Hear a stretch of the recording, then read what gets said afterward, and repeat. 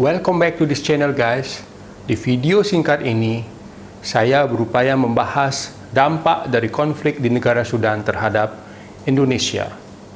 Seperti kita tahu, awal kemunculan konflik di Sudan bisa diketahui sejak tahun 2021.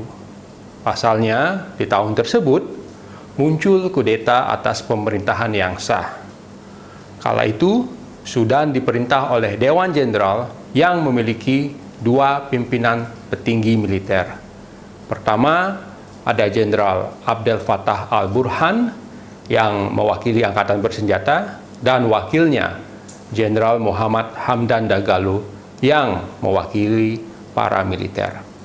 Jenderal Abdel Fattah al-Burhan adalah kepala angkatan bersenjata sekaligus presiden di negara tersebut. Sedangkan Jenderal Muhammad Hamdan Dagalo adalah wakil presiden sekaligus pemimpin Rapid Support Forces atau RSF.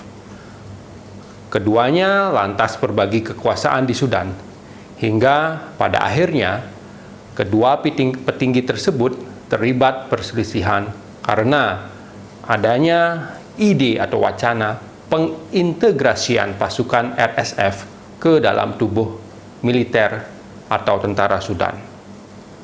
Integrasi ini kemudian memicu perselisihan hingga terjadi perang saudara yang kita ketahui bersama masih terjadi hingga detik ini. Oh iya, kita juga menemukan fakta yang menarik bahwa walaupun secara geografis Sudan ini sangat jauh dari Indonesia, ternyata banyak juga warga negara Indonesia yang berada di Sudan, khususnya di wilayah ibu kota negara tersebut atau di Khartoum. Bahkan KBRI di Khartoum mencatat bahwa setidaknya ada 1.209 orang yang sebagian besar merupakan pelajar dan mahasiswa. Tentu saya berharap mereka saat ini sudah dievakuasi dan berada dalam kondisi yang aman. Lalu, adakah dampak serius dari kondisi konflik di Sudan terhadap Indonesia?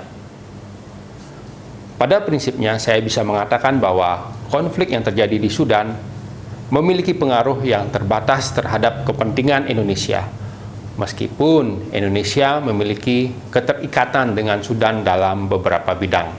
Secara ekonomi, Indonesia memiliki sedikit neraca perdagangan dengan Sudan.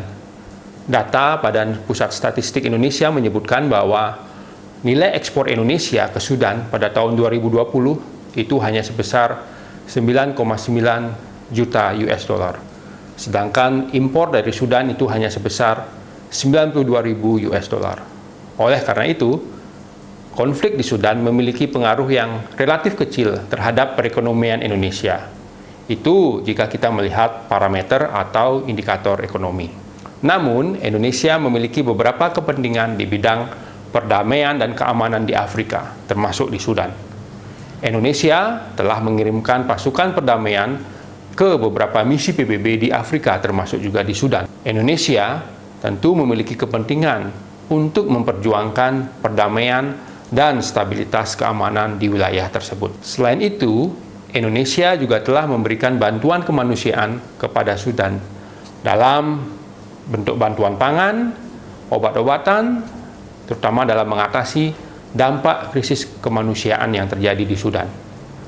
Dalam konteks ini, konflik di Sudan dapat mempengaruhi kemampuan Indonesia untuk memberikan bantuan kemanusiaan kepada warga Sudan yang membutuhkan. Secara keseluruhan, meskipun Indonesia memiliki keterkaitan dengan Sudan dalam beberapa bidang, pengaruh konflik Sudan terhadap kepentingan Indonesia masih terbatas dan tidak signifikan. Begitulah kira-kira.